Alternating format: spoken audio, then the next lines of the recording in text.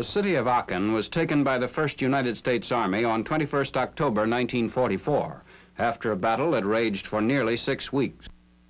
Out of this heap of rubble, the 1st Army would fashion its base for the next major Allied offensive. This was Aachen the day after its fall. The job of rehabilitation would not be easy. The chief rail station would have to be repaired. The electric power plant was out of operation, as well as the natural gas facilities. The military government section went to work, establishing order, restoring communications. The telephone system, for example, was salvaged when a former official of the company disclosed the hiding place of the city's telephone diagrams. Another problem for the AMG, food for the local population, was partially solved when hidden staples were discovered and hauled to a refugee camp outside the city limits. German civilians were pressed into service for this and other tasks. Soon Aachen was so well restored that refugees from the nearby internment camp were allowed to return to their homes in the city. This suburb of Aachen then became a rest center for the men of the 3rd Armored Division, where they had their first chance to relax since D-Day. A meal like this, for men long accustomed to cold fare, was a source of genuine pleasure. All up and down the line, rest centers were established throughout the 1st Army's area, stretching from Aachen to the southern tip of Luxembourg. At these, the men found relief after their drive across France and Belgium, and gathered the breath needed for their next offensive. Meanwhile, at the front, local actions characterized the pre-offensive period, in the south and in the north. Along the German border, while we were attacking an observation post, the distant church steeple, German mortars hidden nearby tried to knock out our battery, which continued to fire, making its mark. In the center of the 1st Army front, a local operation was being prepared at this time to precede the main drive. Although the attempt failed temporarily, the orders were to break out of the Hurtgen Forest and attack toward the ROER River and the Cologne Plain beyond. The 28th Division was assigned the task. It was to launch a 3-pronged drive toward fortified towns controlling key roadways. In preparation for the attack, miles of roads had to be built through the heavily wooded area where the division had previously been pinned down. This section, near Aachen, begun late in October, was by the first week in November carrying American military traffic to and from the front. In other parts of the forest, another kind of preparation was underway: protection against the cold. Bivouacked close to the front, the men attended to last-minute details and took care of personal needs. The preliminary drive was launched on the morning of 2nd November, as men of the 28th Division, cautious, alert, moved through the woods which were alive with Germans. In the initial push toward Schmidt, our men fought steadily on, against an enemy that was unseen but ever present. The same morning, another regiment opened its attack in the center of the drive, directing its fire toward Vossenach.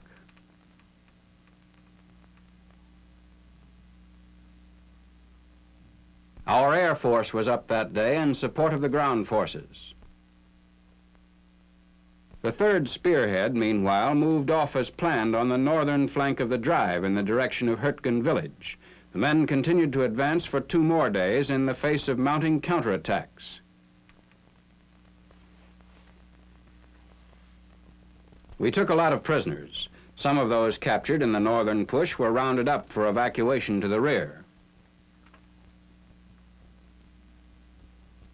Still more Germans poured into an assembly area in the south, where they were questioned by one of their number and segregated according to their former Wehrmacht units. The stream of prisoners continued to mount until early in November. The 1st Army registered the total captured since D-Day. Units of the 28th Division continued their action in the Hurtgen Forest against opposition so stiff as to make advance impossible. We held our ground with light artillery and anti-tank guns.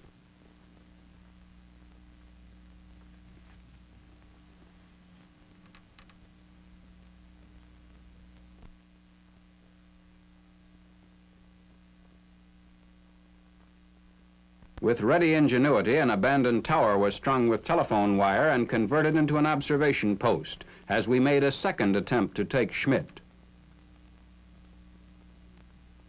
From here, the order to fire was transmitted to our tanks hidden in the woods below.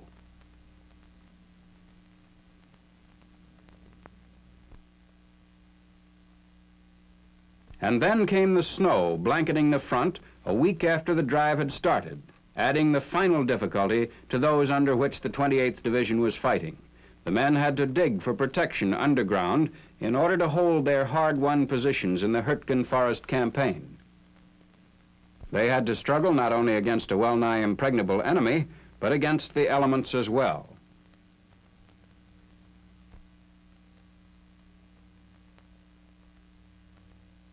In view of the unfavorable circumstances, Major General Leonard T. Giroux, commander of the 5th Corps, ordered on 9th November that the preliminary operation in Hurtgen Forest be called off.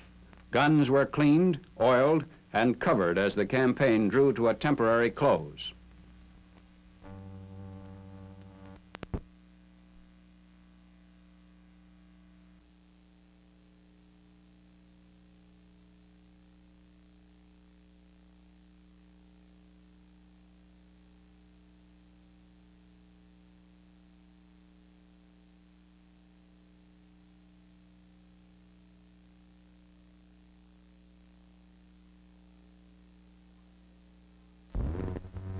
To meet the needs of swelling numbers of Allied troops on the march into Germany, the First Army opened a supply depot in Liège.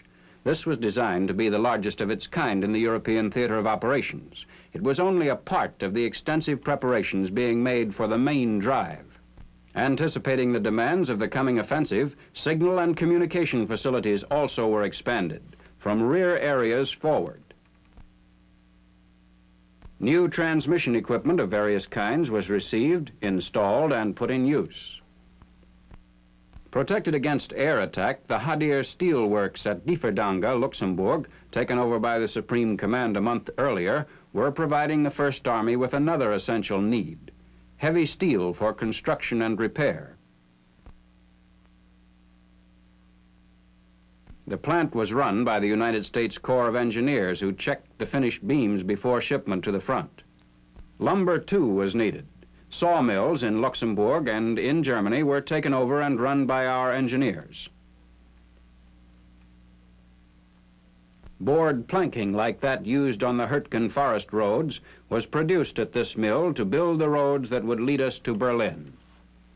We had to repair and sometimes rebuild the bridges destroyed in the Battle of Belgium so that materiel could be rolled forward over the network of rivers. One of the bridges over the Meuse was restored so that again traffic might flow. Special equipment for our armored vehicles. A new type track connector was installed to better grip the mud under the tread of the 3rd Armored Division. A method of coping with Siegfried Line fortifications was devised. Our men found that the Dragon's Teeth could be effectively buried with the help of a tank dozer and some mud. Worn vehicles, which had already seen heavy duty in earlier campaigns, were being reconditioned to perform their part in the new offensive. The same snowfall which had halted operations in the Hurtgen Forest campaign augmented the problems of preparation and supply. Behind the lines, the tempo was accelerated as truck convoys rolled eastward in a continuous stream, building up a vast accumulation of food and equipment as the hour for attack approached.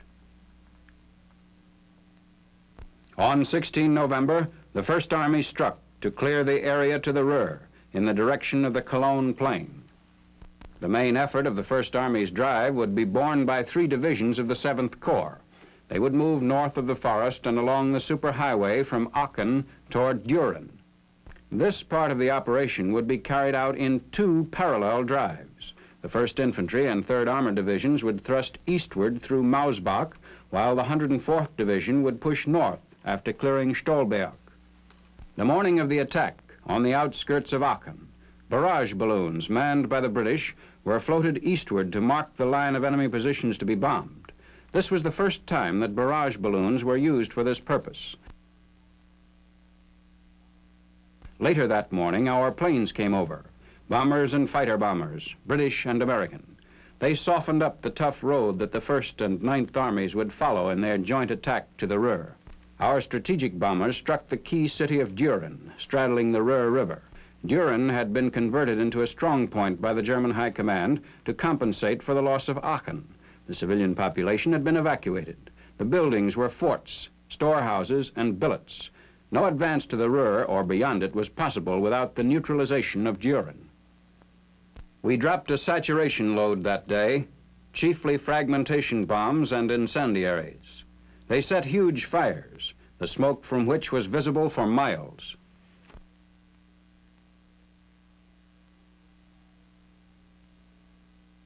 Scanning the skies to note the end of the air raid, ground forces waited for the signal to attack. All armor was put in readiness. Camouflage nets were removed. The color plaques mounted on their vehicles served to identify them to the air forces. This reconnaissance group was scheduled to lead the 104th Division's drive through Stolberg. Following the briefing shortly after noon on 16th November, the 1st section moved off to deploy along the road for reconnaissance. The following day, ground troops of the division stood by, waiting the order to join the attack on Stolberg. They advanced along a forest trail in a flanking movement, designed to relieve pressure on 2 of our battalions which had been pinned down inside the forest.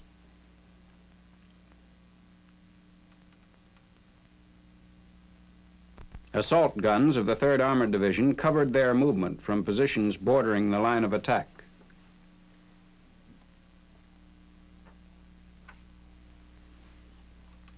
The result of German counterfire.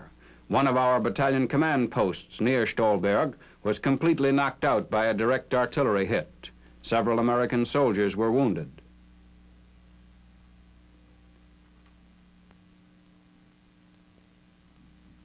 The debris was so heavy in some places that one of their vehicles was buried up to the windshield.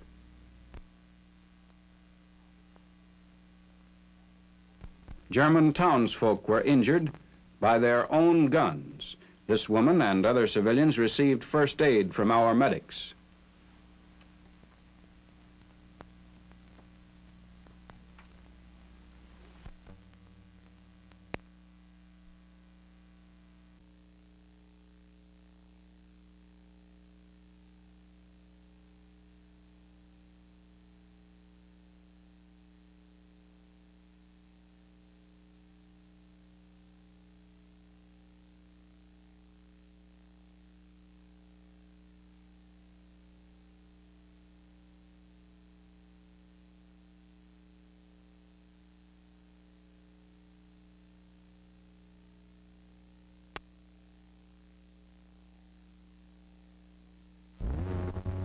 On 19th November, the 9th Air Force flew through heavy flak in support of the 1st as well as the 9th Army. 1,600 planes attacked frontline defenses that day.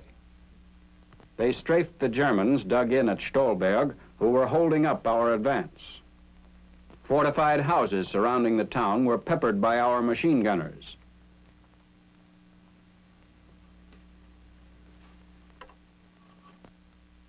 And they were being hit by heavy guns like this M12, which could be speedily maneuvered under its own propulsion.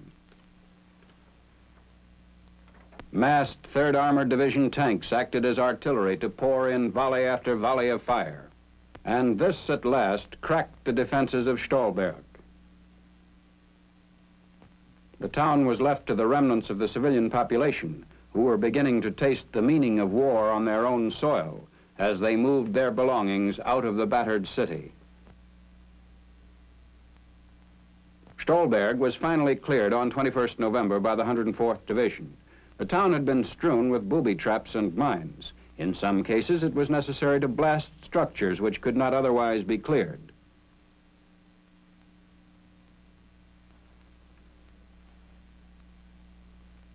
Two weeks later, the American flag flew over the city. While some units were busy cleaning up Stolberg, others had pushed north to enter Eschweiler on 20th November. This was the largest German city between Aachen and Düren. Quiet on the exterior, The city was alive with snipers. Mopping up began at once and continued for 2 days. Prisoners ferreted out of their hiding places were gathered into the net. In other parts of the city, the hunt for holdouts continued. Some of our infantry cruised the city streets on tanks as they searched out the enemy. By the end of the second day, we had virtually cleared Eschweiler of all its defenders, and our men were able to look forward to a dry night's sleep. Roadblocks like this, where the enemy had dynamited an overhead bridge, were rapidly cleared by our engineers. As a seal of victory, a military government unit arrived to take over the city's administration. On the following day, the attack pushed on from the outskirts of Eschweiler toward the next town to the east, Weissweiler, which fell to our troops 2 days later. As the line of attack pressed forward, we approached Frentz, which lay across the Indi River. With all roads leading to the town under German fire, and with all bridges blown, our engineers had to bridge the river in order to enable the division to advance. An hour and a half after construction had started, the first jeep raced across the completed bridge. The attack on Frentz progressed rapidly as heavy artillery was brought up to the line, and on 28th November, the town was ours. The 104th Division hammered at enemy defenses for another 5 days, fighting its way across the Indi River to take 2 more towns, thus carving off 4/5 of the way to the ROER. Meanwhile, in the Mausbach area to the south, rockets launched the 3rd Armored Division's drive to the river. They blasted the opening wedge for this attack that would move eastward in a parallel line. This was the first time that rockets of this kind were used by the First Army. 75 launchers loosened 600 projectiles in a single volley. In the first 30 minutes of the attack, they fired 1,800 rockets. Immediately following the barrage, a task force covered by our tanks moved out from Mausbach toward Gresenich, their first objective. German guns got the range on the column and knocked out one of our vehicles.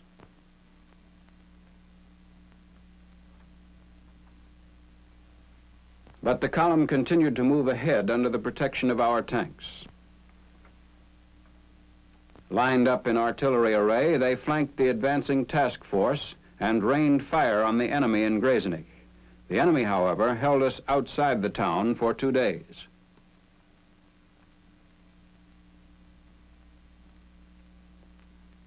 It was essential to keep a constant stream of armor moving up and forward. While some elements were struggling to advance, new units were brought up to the line.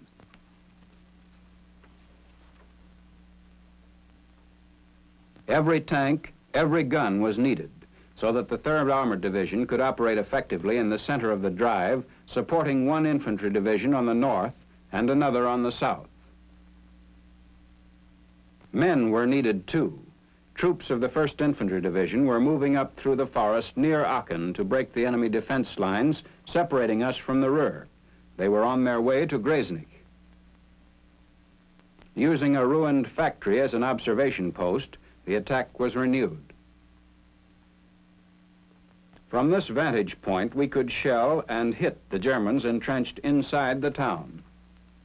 From the edges of the forest, our men moved forward to exploit the work of the artillery units. Continuing to advance until late that day, they finally captured Gresenich on 19th November. Following up the advantage, our armor pressed forward, opening an attack on Werth, another strongly defended town. During one phase of the operation, some of our tanks had to move out over the open fields, where the tanks themselves were the only cover for our infantry. German counterfire was strong and accurate, hitting the lead tank and wounding its commander.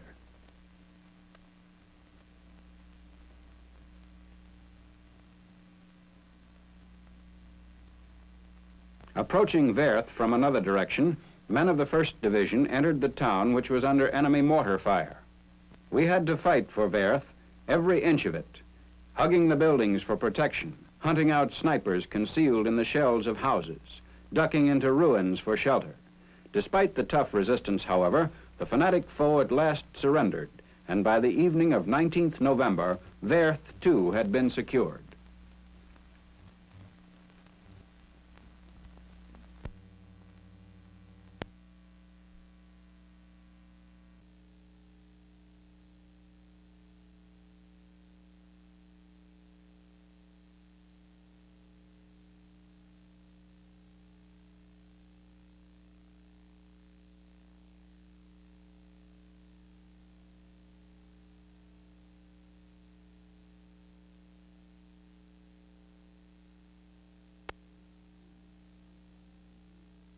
For the next 2 weeks, the First Army continued to advance, fighting through the almost impregnable wall of closely spaced German towns, towns which had been skillfully fortified and bitterly defended. Towns like this one, Hammich, which the 1st Division captured on 20th November and from which it pressed onward. On the march to the ROER, these troops moved ahead to punch their way through the next ring of towns blocking their path to the ROER. Food and ammunition kept rolling forward despite the handicap of weather. While the main effort progressed in the Stolberg-Eschweiler area, the 4th and 8th Infantry Divisions renewed the previous offensive in the Hurtgen Forest. On the northern fringe, the 4th Division pushed off on 16th November. With field guns supporting the action, this second attempt to clear the Hurtgen Forest got underway. Our men advancing through the woods were sometimes scattered by enemy fire, but they kept on going, inching their way forward. Sometimes they were pinned down, but they crawled ahead. Casualties were heavy in all parts of the forest, but they received prompt attention from our ever-vigilant medical corps. Communications and heavy armor were brought up to support the infantry further up the hill. The advance continued successfully as the 4th Division drove on towards its objective, the town of Grossau, where it crushed the last German resistance on 28th November. With continuous artillery support, this division was able to fulfill its assignment in the Hurtgen Forest campaign. The 8th Division joined the action by attacking objectives in the heart of the forest. Supported by one combat command of the 5th Armored Division, it launched its drive on the morning of 26th November with a rocket barrage. The rockets were firing at enemy positions in Kleinhau. It was estimated in the field that one such battery equaled the light artillery power of 5 divisions. Air support came the following day, when fighter bombers flew more than 1,000 sorties over the area. Then the artillery took over, concentrating on the target at close range, and 2 days later, Kleinhau was captured. Hurtgen II was finally cleared and secured late in November. One of the major objectives of the earlier campaign, Hurtgen presented a shell-shattered face to the weary men of the 8th Division who had battled for the town. Turning south, the division moved on to take 2 more towns, Brandenburg and Bergstein, and then they proceeded to mop up the remaining German positions between them and the ROER River. At last, these troops had a chance to relax. They had succeeded in clearing the Hurtgen Forest, and by 8th December had established one sector of the First Army front along the west bank of the ROER. Troop replacements were effected during the first week in December when the First Army paused before completing the drive. The 9th Infantry Division, fresh from a rest center in Belgium, moved up. It was on its way to relieve the battle-worn 1st Infantry Division, which had been in continuous action since the drive began. As the convoys passed each other, the 9th moved forward to take up positions at the front. Relief and relocations were also taking place in other areas during this brief lull in the fighting, as the First Army gathered the strength needed for its final leap to the ROER River. One thrust of the new drive was launched early on 10th December from this town, Lüneburg, which had been hotly contested. Attacking through Inden, we began to close in on Pier. On 12th December, after days of stubborn resistance, Pier showed the effects of the battle for its possession. The 104th Division moved on to wipe out German resistance along the west bank of the ROER north of Düren. At the same time, the 3rd Armored Division pushed through another string of German towns defending Düren, separating the 1st Army from the ROER in this area. It opened the attack on 10th December by shelling Schlich, one of the remaining strong points west of Düren. Men of the newly arrived 9th Infantry Division went into action in close coordination with the 3rd Armored Division. Objectives in Schlich are visible in the distance. Following the artillery barrage, armor and men moved forward with a new piece of equipment, a rotary mine exploder. While the column pressed doggedly onward, infantrymen rounded up some of the enemy whom they found hidden along the path of advance. Up ahead, our men had to dig for what shelter they could find. The lead tank had been hit. The fire spreading caused a series of explosions. Meanwhile, gunners at closer range continued the attack, pouring in a steady stream of fire until late in the day when the ceasefire order was given. Resistance in Schlich was quelled. The following day, 11th December, those defenders who had survived were assembled for questioning and inspection. The next objective, the strongly defended town of Geich, was already aflame from German and American shell fire when the 3rd Armored Division bore down upon it. Men and guns moved out first. A smoke screen was thrown up to cover the movement as the heavy armor swung into line. As the men entered the town, they found it wrecked and empty of human life. In other parts of the town, the fires burned on unchecked. They gave concrete evidence that the 3rd Armored Division had cleared the enemy from still one more section along the 1st Army front. Simultaneously, from the fringes of the Hurtgen Forest, the last of the 3 final drives got underway. Armor moved up and forward to strengthen and broaden the attack.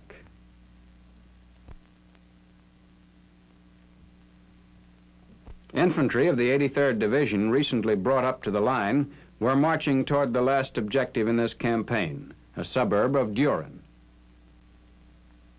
By 13th December, we were driving the enemy ahead of us, pinning their backs to the river. The attack to clear the town, Gürzenich, began the same day. Our infantry was alert to sniper fire from the enemy, hidden and protected.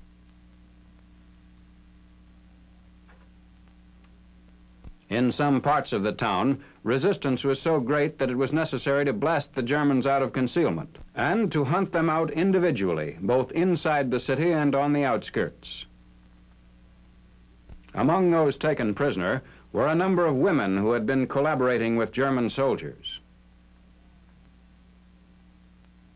As our men rounded up the remnants of the fanatic forces defending the ROER, they were bringing to a successful finish the tough campaign launched a month earlier from Aachen.